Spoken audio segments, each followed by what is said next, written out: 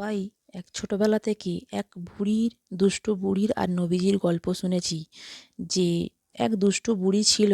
সে নবীজির পথে কাঁটা বিছিয়ে রাখতো। যে কাঁটাটা বিছিয়ে রাখতো, যে প্রতিদিন মানে নবীজির মসজিদে যাওয়ার পথে কাঁটা বিছিয়ে রাখতো। এইসব কাঁটা পায়ে বেঁধে নবীজি ভীষণ কষ্ট পেতেন। এত মানে গল্পটা এত বেশি মানে সবাই জানে যে একবারও শোনেননি যে গল্পটা, এমন মানুষ খুঁজে পাওয়া মুশকিল। নবীজির পথের কাঁটা বিছিয়ে রাখার এই নারীর পরিচয় কি? রসুল সাল্লাল্লাহু আলাইহি সাল্লামের সাথে তার শত্রুতা, তার সম্পর্ক কী ছিল? এইসব বিষয় নিয়ে আজ আলোচনা থাকবে আমাদের, মানে আমার এই ভিডিওতে। এই ভিডিওতে আমি এমন কিছু তোমাদেরকে বলবো যে তোমরা এই ভিডিওতে অনেক কিছু শোনেননি এবং জানেননি। যা সত্য সেটা জানা এবং উচিত আমাদের মুসলমানের। তো তোমরা রসুল সাল্লাল্লাহু আলাইহি সাল্লামের মানে এই গল্পটার পিছনে এমন কিছু তথ্য আমি তোমাদেরকে বলবো যা আপনি মানে আগে কোনোদিন শোনেননি। ভিডিওটা শুনতে আমার সাথে থাকুন আর ভিডিওটা পুরো দেখুন।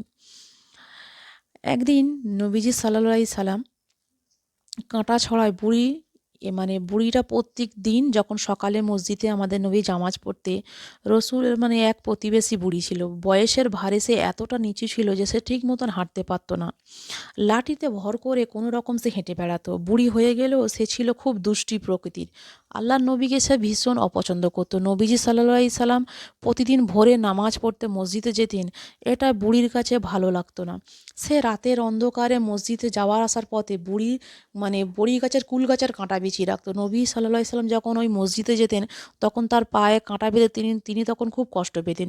দূর থেকে মানে এই দৃশ্যগুলো দেখে বুড়ি খুব হাসতো, যেমন এমন তার ওপরে শয়তান চেপেছে। এইভাবে কষ্ট দিত আর এইভাবে তাকে অপবিত্র আত্মাকে শান্তি দিত। এই ছিল বুড়ির রোজকার অভ্যাস। প্রতিদিনই নবীজিকে কাঁটার ব্যাপারে সতর্ক থাকতে হতো। হঠাৎ একদিন নবীজি লক্ষ্য করলেন যে ওই পথে কোনো কাঁটা বিছানো নেই। তিনি খুব অবাক হলেন, কেননা বুড়ি যেদিন থেকে এই পথে কাঁটা বিছানো শুরু করেছে তারপর থেকে একদিনের জন্যও তিনি বিরতি নেননি। নবীজি ভাবলেন কোনো কারণে আসতে পারেনি। অতঃপর দ্বিতীয় দিনই সেই পথে কাঁটা নেই। তিনি অবাক হলেন। অতঃপর তৃতীয় দিনেও তিনি দেখলেন যে পথে আর কাঁটা নেই। তিনি তিনি এবার একটু চিন্তায় হয়ে পড়লেন বুড়িকে নিয়ে। এমন তো হওয়ার কথা নয়। তাকে রোজ রোজ কষ্ট না দিয়ে বুড়ির পেটের ভাত হজম হয় না। সে আজ ৩-৪ দিন হয়ে গেল রাস্তায় কাঁটা বিছোচ্ছে না, কী ব্যাপার? তো আল্লাহর নবী বুঝলেন যে তার কোনো বিপদ হয়েছে। তিনি বুড়ির বাড়িতে গিয়ে খোঁজ খবর নিয়ে মানে সিদ্ধান্ত নিলেন। নবীজি সাল্লাল্লাহু আলাইহি সাল্লাম যখন বুড়ির বাড়িতে গেলেন তিনি দেখলেন আশঙ্কা সত্য। বুড়ি ভীষণ অসুস্থ হয়ে বিছানায় পড়ে আছে। তার সেবা যত্ন করার মতন কেউ নেই। ফলে বুড়ির কষ্টের ফল সীমা ছিল না। নবীজিকে দেখে বুড়ি প্রথমে ভয় পেয়ে গেল। সে ভাবে হয়তো আমাকে মুহাম্মদ সাল্লাল্লাহু আলাইহি সাল্লাম আমাকে প্রতিশোধ নিতে কিংবা মারতে এসেছে। ভয়ে তার জড়সড় হয়ে যায়। নবীজি সাল্লাল্লাহু আলাইহি সাল্লাম মনের এই অবস্থা বুঝতে পেরে তাকে মানে সাহস দিয়ে বললেন, আমি তোমার সেবা করতে এসেছি, তোমার কষ্ট দিতে নয়। অতঃপর নবীজি সাল্লাল্লাহু আলাইহি সাল্লাম বুড়ির সেবা করতে লাগলেন। দিনরাত সেবা করে বুড়িকে সুস্থ করে তুললেন। বুড়ো সুস্থ হয়ে বুঝতে পারল যে সে এতদিন যা করে এসেছে তা খুব অন্যায় ছিল। সে নিজেকে ভুল বুঝতে পেরে নবীজির কাছে ক্ষমা চায়। এইভাবেই আল্লাহর নবী তার শত্রুর মন জয় করে। প্রিয় দর্শক, এই হলো রসুল সাল্লাল্লাহু আলাইহি সাল্লামের ও তার এক সময়ের বুড়ির গল্প। দাবি করা হয় যে তাইফ পাহাড়ের উপরে মানে তার বাড়িটা রয়ে গেছে। সেই বড়ি গাছের কাঁটা বিছিয়ে রাখতো, সেই গাছটার গুঁড়িও এখনও রয়ে গেছে। আমাদের দেশ থেকে যে লক্ষ লক্ষ মানুষ হজ করতে সৌদি আরবে যান, তাদের একটা বড় অংশ তারা তায়েফ ঘুরে আসে। দেশে ফিরে এসে তারা বলেন সেই বুড়ির বাড়ি বড়ি গাছের কাঁটা মানে কুল গাছের কাঁটা নিজের চোখে দেখে এসেছেন। কেউ কেউ জায়গাগুলো ভিডিও করে নিয়ে আসেন, এবার নিজের ফেসবুক বা ইউটিউব মানে দেখায়, এই সেই বুড়ির বাড়ি আমার নিজের চোখে দেখুন, মানে এইগুলো নানা রকম মানে ইত্যাদিতে নানা রকম বলে বেড়ায়। এইগুলো মজার ব্যাপার হচ্ছে যে বুড়ির মানে তৈয়ব পাহাড়ে যে বুড়ির মানে বাড়ি আর যে কুল গাছ সেইটা সম্পূর্ণ ভুল। এই কথাগুলো শুনে আপনারা তো মনে করছেন যে অবাক হয়ে গেলেন, কেন রসুল সাল্লাল্লাহু আলাইহি সাল্লামের জীবনে এমন কোনো ঘটনাই ছিল না। এই ঘটনাটা যে ছিল মক্কার ঘটনা। রসুল সাল্লাল্লাহু আলাইহি সাল্লামের অত্যন্ত সংক্ষিপ্ত তিনি মক্কায় নির্যাতিত হয়ে তায়েফে গিয়েছিলেন ইসলামের দাওয়াত নিয়ে।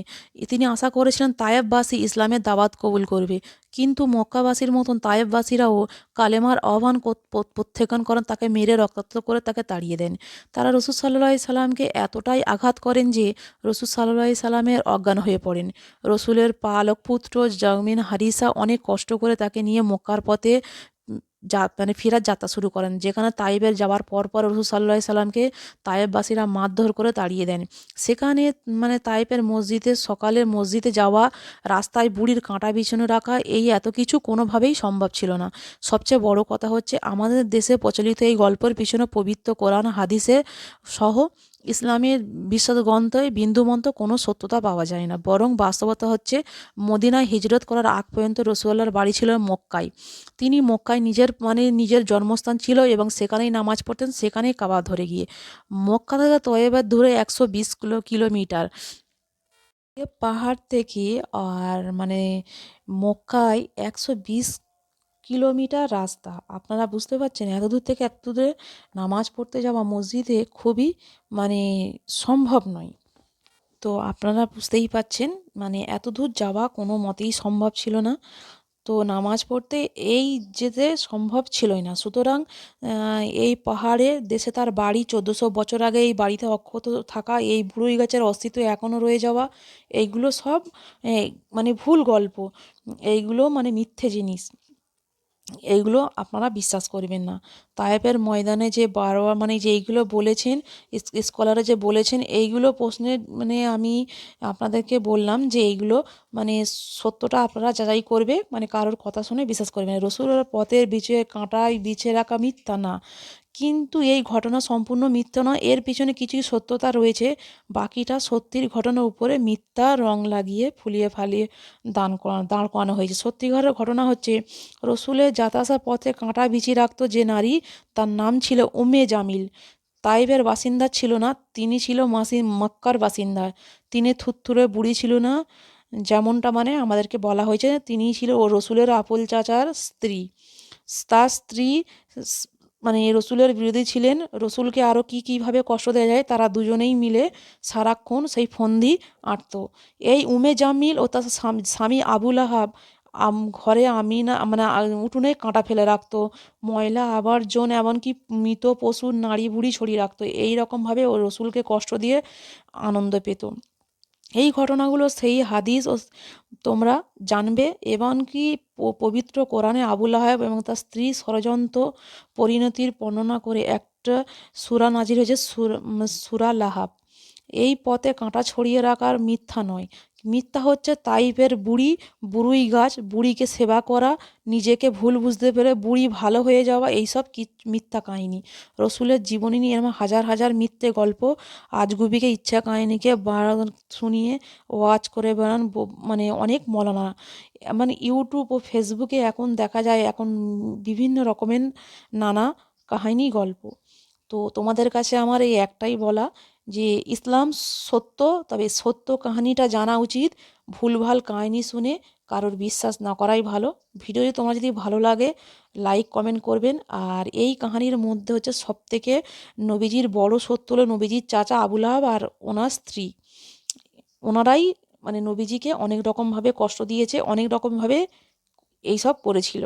তো এইসব বুড়ির কাহিনী সবই মিথ্যে। ভিডিওটা ভালো লাগলে অবশ্যই লাইক দেবেন। খোদা হাফেজ।